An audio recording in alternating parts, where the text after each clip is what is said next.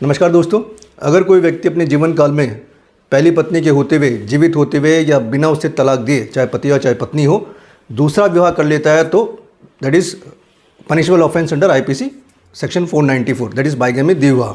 जब विवाह होता है तो उसमें 2 व्यक्ति इन्वॉल्व होते हैं, साथ में और भी व्यक्ति इन्वॉल्व हो सकते हैं। मान लीजिए उनके फैमिली रिलेटिव्स हो या फिर जो सगे बंधु मित्र हो, ये सब भी उस शादी में इन्वॉल्व हो सकते हैं।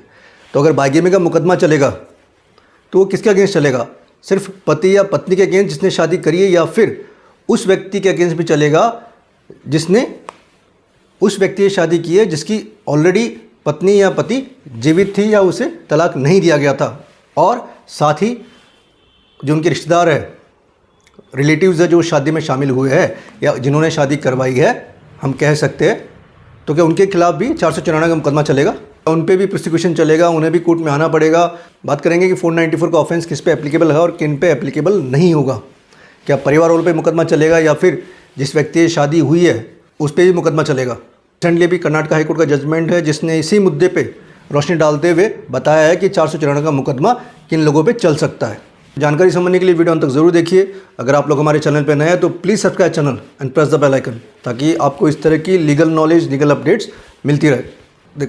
देखिए, बात करते हैं 494 की। अगर कोई व्यक्ति अपने जीवन काल में दूसरा विवाह कर लेता अपने पति या पत्नी को बिना तलाक दिए या फिर उसके जीवित रहते, तो ये जो ऑफेंस है 494 में कवर होता है, जिसके अंदर सज़ा का प्रावधान 7 साल तक का हो सकता है। कर्नाटक हाई कोर्ट के अंदर एक ऐसा ही मामला है जहाँ पे दूसरी पत्नी और उसके जो रिलेटिव है उन्होंने कोर्ट में एक पिटीशन फाइल की और कोर्ट से प्रेयर की कि फैमिली कोर्ट के अंदर मुकदमा चल रहा है 494 का, जिसमें हमारा नाम भी लिया गया है और हमें उस प्रोसिक्यूशन का हिस्सा बनाया गया। एज पर सेक्शन 494 ये उन व्यक्तियों पे लागू है जिन्होंने दूसरा विवाह किया है। चलिए इस बात को समझते हैं उदाहरण के साथ। ए नाम का व्यक्ति है जिसकी ऑलरेडी एक वाइफ है, बी नाम से जीवित है, उसे डिवोर्स भी नहीं दिया, और यहाँ पे ए नाम के व्यक्ति ने सी नाम की महिला से विवाह कर लिया।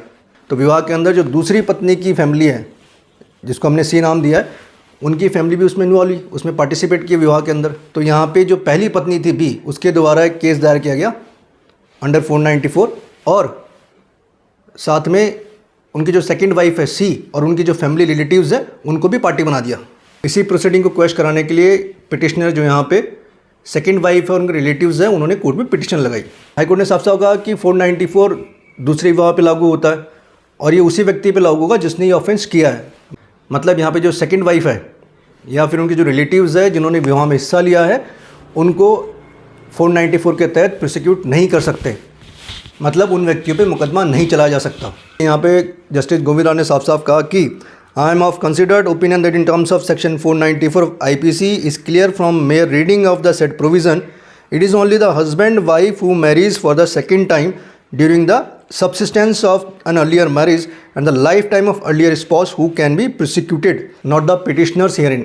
मतलब यहाँ पे जो पिटिशनर्स है, सेकंड वाइफ और उसको जो रिलेटिव्स है, उनको प्रोसिक्यूट नहीं कर सकते।